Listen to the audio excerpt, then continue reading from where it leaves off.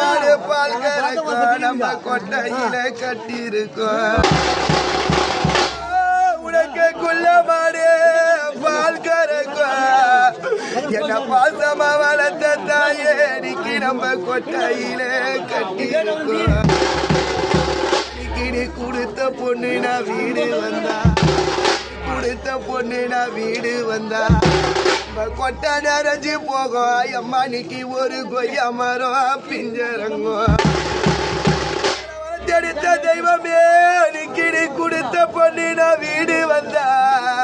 நம்ம கொட்டை நிறைஞ்சு போகும் அம்மா நிக்கி ஒரு கொய்யா மரம் பிஞ்சரங்கும்